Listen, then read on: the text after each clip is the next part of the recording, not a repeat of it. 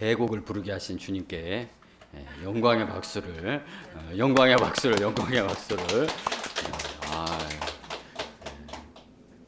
음이 안 올라간 부분도 있고 틀려서 묻힌 부분도 있고 부르다 숨차서 못 부른 부분도 있지만 그래도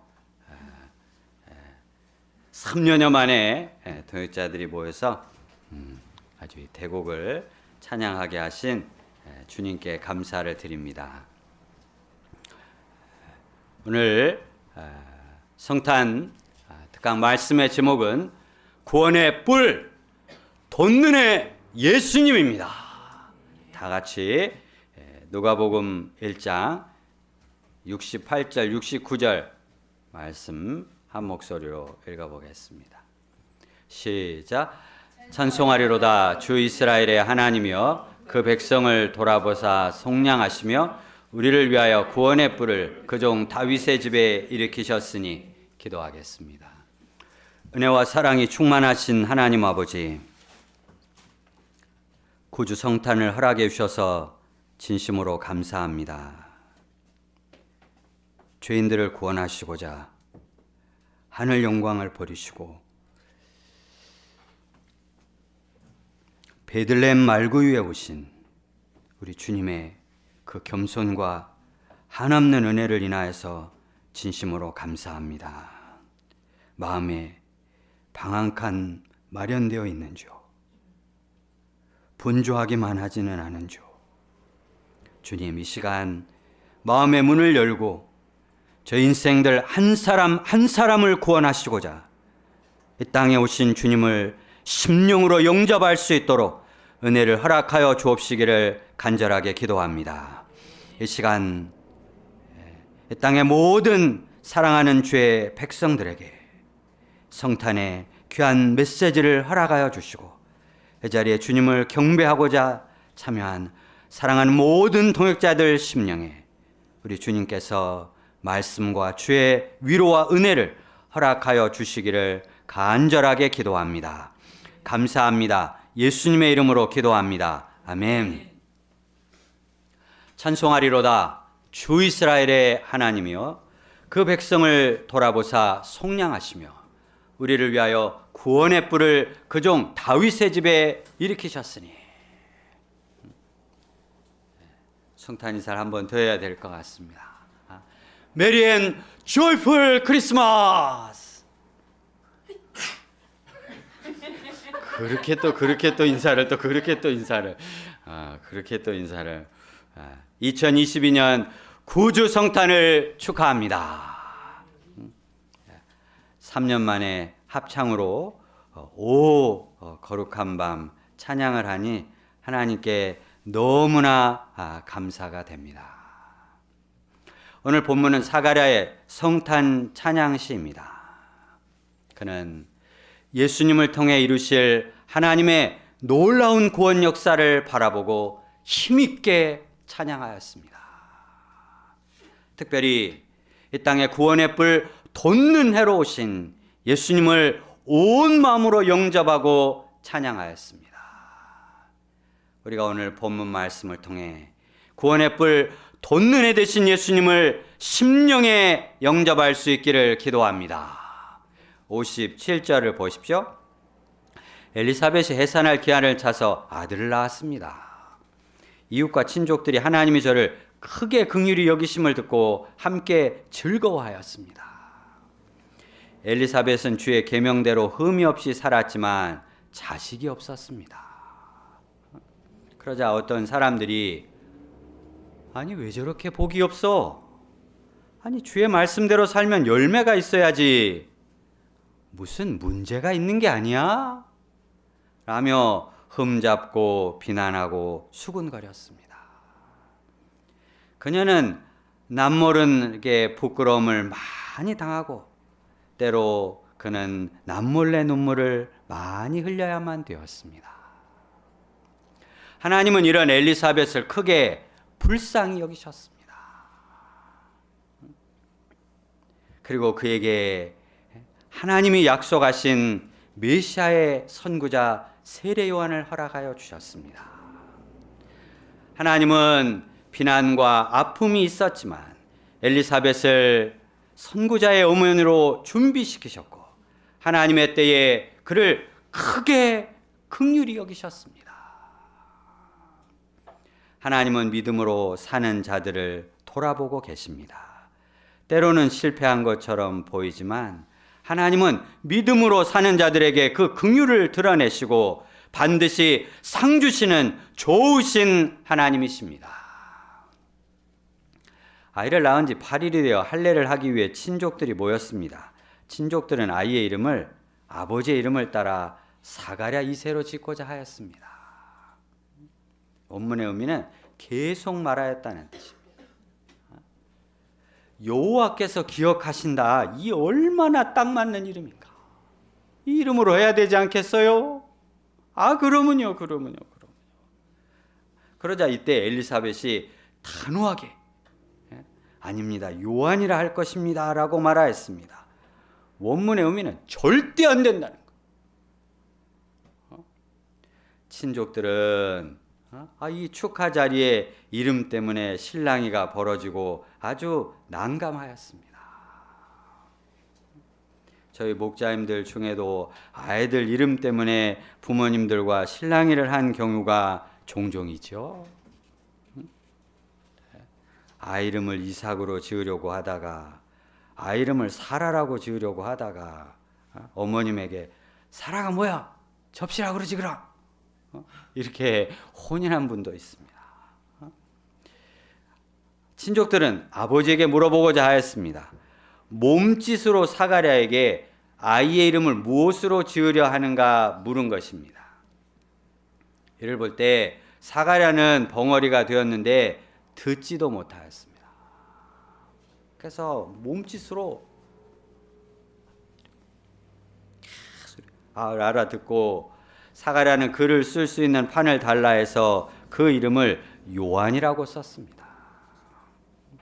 친족들은 듣지도 말하지도 못하는 사가랴가 엘리사벳이 이야기한 그 요한이라는 이름을 쓰자 깜짝 놀라게 되었습니다.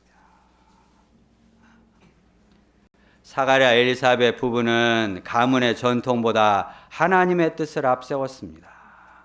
이는 결코 쉬운 일이 아닙니다. 노년에 얻은 아들이 자신의 이름으로 불리는 것을 바라는 마음이 왜 없었겠습니까? 사가랴 2세. 아버지가 못다한 그 꿈을 이뤄보고 싶은 마음이 왜 없었겠습니까? 하지만 이들은 자신들의 욕심을 내려놓고 하나님의 뜻에 순종하였습니다. 이때 어떤 놀라운 일이 일어났습니까? 64절을 보십시오. 이때 사가랴의 입이 곧 열렸습니다. 혀가 풀리고 말을 하는데 하나님을 찬송하기 시작하였습니다. 사가랴가 분향을 하다가 천사의 놀라운 메시지를 들었는데 내가 이것을 어떻게 알리오? 내가 늙고 아내가 나이가 많습니다. 라고 불신의 말을 할 때 하나님은 그의 입을 닫아버리셨습니다. 불신의 말을 하는 것을 원치 않으셨습니다. 하나님은 불신의 말을 하는 곳에서 하나님의 구속 역사를 하기를 원치 않으십니다. 입을 10달 동안 닫아 놓으셨었어요. 그런데 사가랴와 엘리사벳이, 특별히 사가랴가 믿음으로 하나님의 뜻에 순종하고자 아이의 이름을 요한이라고 썼을 때 하나님은 그 입을 열어주시고 혀를 풀어주셨고 이제 하나님을 찬송하게 하셨습니다. 자기 생각과 자기 고집 가운데 있을 때 찬송이 나오지 않습니다. 불신과 불평의 말을 할 때 찬송은 쑥 들어가게 됩니다. 그러나 하나님의 뜻에 순종하고자 결단하고 하나님의 뜻을 앞세우기 시작할 때 입이 열립니다. 마음이 열리지요. 하나님을 찬송하게 됩니다. 근처에 사는 사람들이 다 두려웠습니다. 이 모든 말이 유대 산골에 퍼지고 이 일을 듣는 사람들은 다 그 말을 마음에 두며 장차 이 아이가 어찌 될꼬. 주의 손이 그와 함께 하고 있는 놀라운 사실을 보게 되었습니다. 그렇습니다. 하나님의 뜻에 순종하고자 할 때 하나님의 손이 일하시는 것을 보게 됩니다. 뭐 당장 큰일이 일어난 것은 아니었어. 예수님의 선구자 세례 요한 그 아이가 태어나 8일이 된 것뿐입니다. 하지만 사람들은 하나님이 하시는 놀라운 일에 두려움을 갖게 되었습니다. 뿐만 아닙니다. 67절을 보십시오. 사가랴에게 어떤 놀라운 일이 일어나고 있습니까? 67절도 한번 읽어볼까요? 시작. 그 붙인 사가랴가 성령의 충만함을 받아 예언하여 이르되, 예, 사가랴는 하나님의 성령의 충만함을 입었습니다. 원문에 보면 그 하나님의 영이 막 충만하여 흘러 넘친다는 거죠.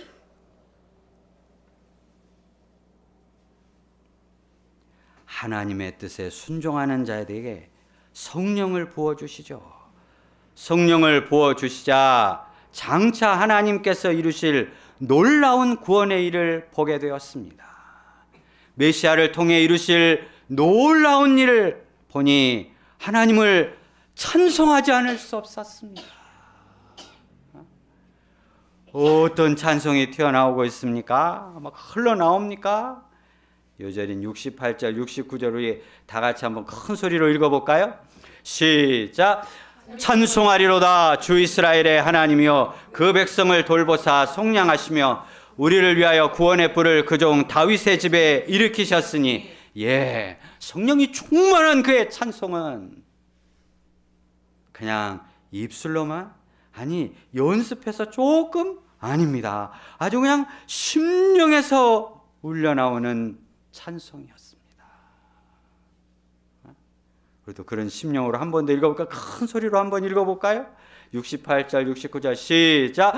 찬송하리로다 주 이스라엘의 하나님이여 그 백성을 돌보사 속량하시며 우리를 위하여 구원의 뿔을 그 종 다윗의 집에 일으키셨으니, 예, 그가 찬송하는 이유가 무엇입니까? 첫째, 하나님께서 그 백성을 돌아보사 속량하셨기 때문입니다. 돌아보셨다는 말은 영어 성경에 보면 He has come이죠. 그 백성을 찾아오셨다는 말씀입니다. 우리는 코로나 시대에 사회적 거리를 두기를 하면서 근 3년을 살았습니다. 누구도 쉽게 찾아갈 수 없었죠. 찾아가는 게 혹시 부담이 될까 봐. 찾아오는 것도 또 그렇지요. 심지어 병문안도 제대로 갈 수 없었습니다. 이로 인해 우울증이, 코로나 우울증이 생기고 조사에 의하면 고독사로 죽는 사람이 코로나 이전보다 2배 이상 늘었다고 합니다. 아프고 슬프고 외롭고 힘들 때 누군가 나를 찾아온다면 얼마나 감사한 일입니까? 지난 2월 코로나에 걸려 고생하고 있을 때 막 여기저기서 목자님 찾아오고, 제 여동생도 한달음에 달려왔어요. 오빠 어떻게 된 거야? 참 얼마나 감사했던지. 3년여 만에 이렇게 한데 모여서 이렇게 함께 모여 예배를 하니 얼마나 기쁘고 즐겁습니까? 막 우리 2세들이 들어왔는데 대학생인 줄 알았어요. 그죠? 처음에 누구인지 몰라가지고 막.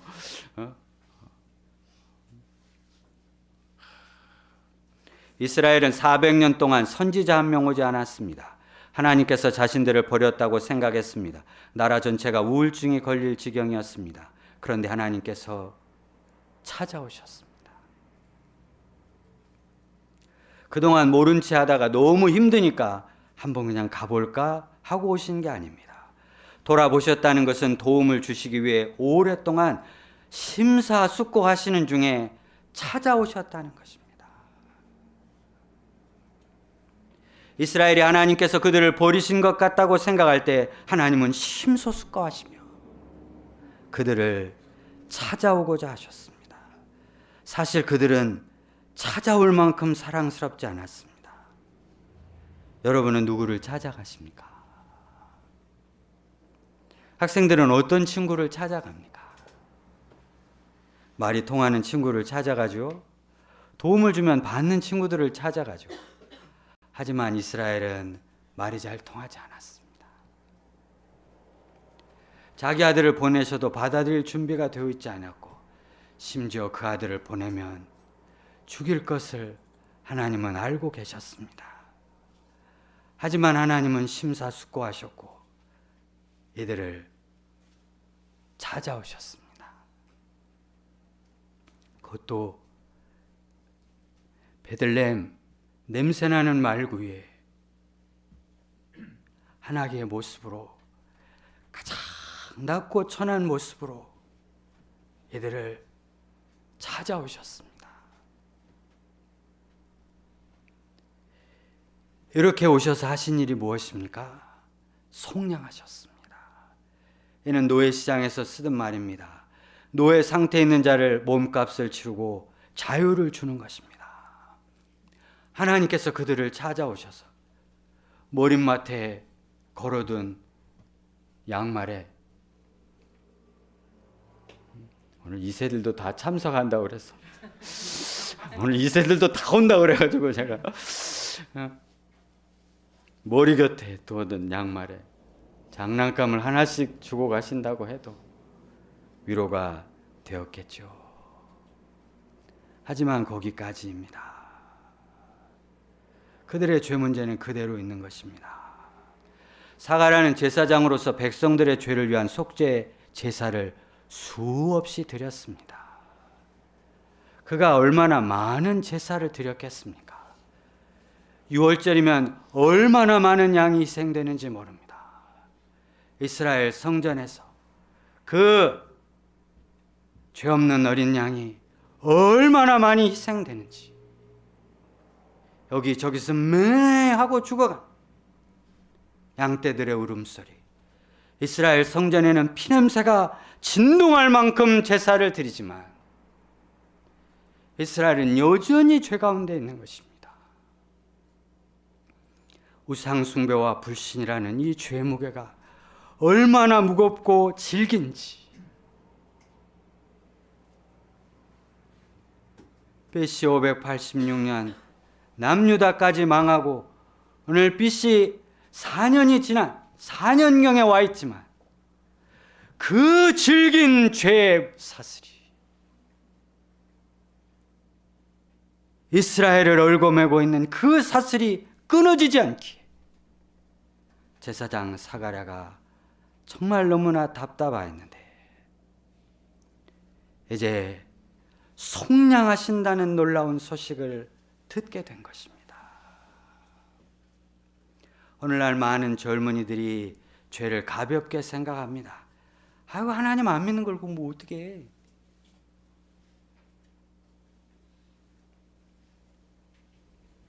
카페에서 커피 한 잔을 마시듯 정말 죄를 가볍게 생각하고 정욕의 죄도 가볍게 생각합니다. 하지만 죄는 무서운 것입니다.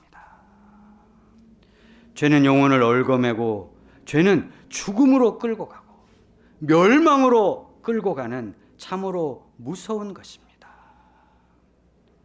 그런데 하나님께서 독생자 예수님을 아기의 모습으로 이 땅에 보내신 것은 그 이스라엘을 얽어매고 있는 죄의 사슬에서 그들을 속량하실 뿐 아니라 이 땅에 사랑하는 하나님의 백성들을 얽어매는 죄의 사슬에서 그들을 속량하시기 위해서입니다. 이를 위해 주께서 어떤 놀라운 일을 행하셨습니까? 둘째, 예수님을 구원의 뿔로 세워주셨습니다. 69절을 보십시오. 한 번 더 읽어볼까요? 시작. 우리를 위하여 구원의 뿔을 그 종 다윗의 집에 일으키셨으니. 예수님을 구원의 뿔로 묘사했죠. 뿔은 동물의 세계에서 힘과 권능을 상징합니다. 동물의 왕자 사자도 코뿔소도 황소는 정면으로 이렇게 코뿔소나 황소는 정면으로 공격하지 못하죠. 이는 뿔 때문이죠. 코뿔소가 뿔로 들이받으면 사자나 호랑이도 가슴이 뚫리게 되고 어떤 다큐에서 보니까 그냥 트럭도 나가 떨어지더라고요. 성경에서 뿔은 전사나 구원하는 왕을 가리킵니다. 예수님을 구원의 뿔로 묘사한 것은 그만큼 권세와 힘이 있으시다는 것입니다. 왜 이런 강력한 힘이 필요한 것입니까? 71절을 보십시오. 우리 원수에게서와 우리를 미워하는 모든 자의 손에서 우리를 구원하시는 일이라. 하나님의 백성에게 원수가 있습니다. 원수는 그 미워하는 모든 자는 원문의 의미는 적의를 드러낸다는 것입니다. 어떻게 해서든지 파멸시키고 망하게 하려는 적의를 드러냅니다. 이스라엘 백성이 이집트에서 노예 생활할 때 바로는 중노동과 아들을 죽이는 것을 통해 이스라엘의 씨를 말리고자 하였습니다. 바벨론 느부갓네살은 자신에게 전하지 않는 하나님의 백성을 풀무불에 던져 넣었습니다. 로마는 황제 숭배를 하지 않는 하나님의 백성을 사자우리에 던져 넣을 것입니다. 하나님의 백성이 믿음으로 살고자 하면 주변에 적의를 드러내며 대적하는 자들이 일어나게 됩니다. 경건하게 살고자 하면 반드시 고난이 따릅니다. 왜입니까? 그 배후에 원수 사단이 있기 때문입니다. 사단은 에덴 동산에서부터 하나님의 백성을 넘어뜨렸습니다. 사단은 요한계시록 12장 3절에 보면 머리가 7이요 뿔이 10이라고 하였습니다. 그만큼 영리합니다. 우리의 연약함과 약점을 정확히 파악하고 그 뿔로 우리를 찔러버립니다. 불신과 교만과 정욕과 허무와 미움과 혈기와 이기심의 뿔로 사정없이 찔러버립니다. 가만히 돌아보니 얼마나 뿔이 예리한지 찔린지도 모르고 그냥 찔러버리는데 찔린지도 모르는데 찔리고 나면 그냥 이상해져.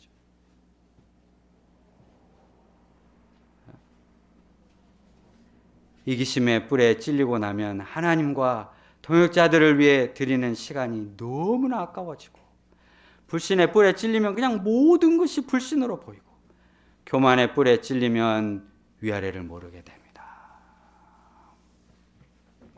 코로나 기간 하나님은 하나님의 백성을 연단하고자 하시겠죠? 그러나 사단은 타협의 뿔로 사정없이 찌르고자 합니다. 하나님과 적당히 거리를 두도록 합니다. 사람과도 적당히 거리를 두도록 합니다. 예배도 적당히 거리를 두고, 사명도 적당히 거리를 두고, 선교도 적당히 거리를 두도록 자꾸 타협의 뿔로 찔러버리려고 합니다. 사단의 공격 앞에 인간이 참으로 무력할 때가 많습니다. 그런데 구원의 뿔 예수님께서 사단의 뿔을 꺾어주십니다. 구원의 뿔 예수님을 의지할 때 사단과의 싸움에서 승리할 수 있습니다. 하나님께서 인생들을 이렇게 구원하시는 동기를 기록하였습니다. 72절, 73절을 다 같이 읽어보겠습니다. 시작. 우리 조상을 긍휼히 여기시며 그 거룩한 언약을 기억하셨으니 곧 우리 조상 아브라함에게 하신 맹세라. 하나님께서 우리를 구원하시는 동기는 구원받을 자격이 있어서가 아니라 우리를 긍휼히 여기시기 때문입니다. 그 조상들에게 하신 맹세를 기억하시기 때문입니다. 하나님은 아브라함에게 내 씨로 말미암아 천하 만민이 복을 얻으리라 약속하셨습니다. 그리고 언약을 세우실 때 하나님만이 쪼갠 고기 사이로 지나가셨습니다. 하나님께서 어떤 형편 가운데서도 그 약속을 지키실 것을 맹세하신 것입니다. 아브라함 너도 지나가라 하지 않으셨어. 아브라함과 그 후손 인생들이 얼마나 연약한 자인가를 아셨습니다. 하나님은 언약을 기억하십니다. 우리와 맺은 언약을 기억하십니다. 이 뒤로는 교차대구법으로 그 하나님이 이루신 구원이 얼마나 놀라운지 반대로 그대로 또 한 번 놀랍게 쓰여 있어요. 그 다음 절에 우리 원수의 손에서 건지심을 입고 종신토록 주의 앞에서 성결과 의로 두려움이 없이 섬기게 하십니다. 어떤 사람은 종신토록 섬긴다고 하니까 와 너무 부담스럽네 하는데 얼마나 큰 축복인지요. 또 어떤 사람들은 자신을 섬겨야 할 행복할 것으로 착각하는데 진정한 행복은 하나님을 섬기는 데 있습니다. 성결은 하나님과의 올바른 태도고 의는 사람과의 올바른 태도이죠. 원수 사단은 하나님과 사람과의 관계를 파괴해서 하나님을 섬기지 못하도록 합니다. 그러나 구원의 뿔 예수님은 우리를 원수의 손에서 벗어나 하나님을 종신토록 섬길 수 있는 놀라운 은혜를 허락해 주십니다. 세례 요한이 주의 앞에서 죄사함으로 말미암는 구원의 그 길을 알려줄 것입니다. 사가랴는 성령의 충만함을 입어 결론적으로 이렇게 증거합니다. 78절 79절 결론으로 읽겠습니다. 시작. 이는 우리 하나님의 긍휼을 인함이라. 이로써 돋는 해가 위로부터 우리에게 임하여 어둠과 죽음의 그늘에 앉은 자에게 비추고 우리 발을 평강의 길로 인도하시리로다 하니라. 사가랴는 이 모든 일이 하나님의 긍휼임을 다시 한번 깨달았습니다. 오늘 본문에서 3번이나 하나님의 인생들을 불쌍히 여기시는 그 긍휼로 말미암아 이 놀라운 구원이 일어나고 있음을 증거하고 있습니다. 주께서 돌보신 그 은혜를 떠오르는 태양에 다시 한번 비유하고 있습니다. 메시아 예수님께서 오시는 모습을 떠오르는 태양이 환하게 비추는 모습으로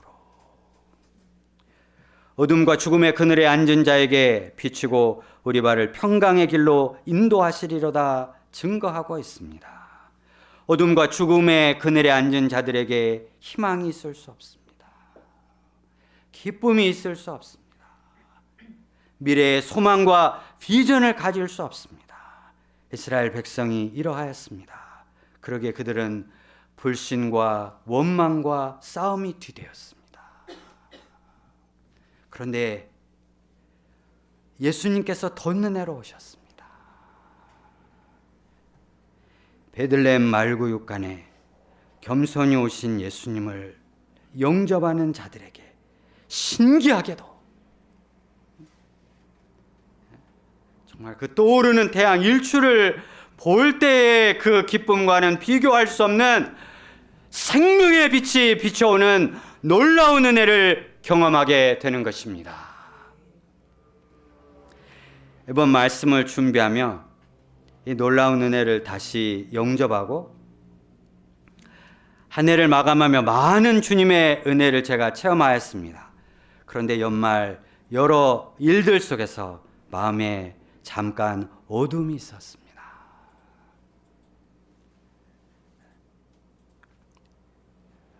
호주에 가서도 잠깐 어둠이 있었습니다.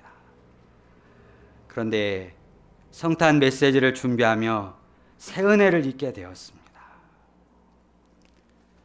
어제 성탄시를 말씀을 준비하며 고치고 고치다가 삼행시를 아직도 못 보냈는데 2시간 동안 고치면서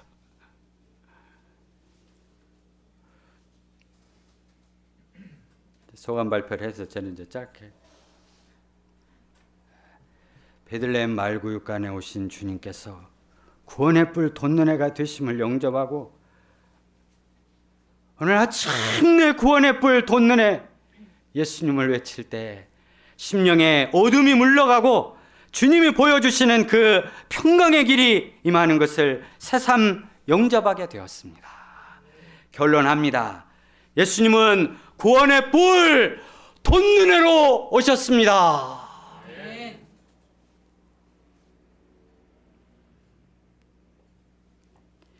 이 예수님을 심령에 새롭게 영접하고 다가오는 23년 희망찬 새해를 맞이하는 은혜를 저와 여러분에게 충만하게 허락해 주시기를 기도합니다.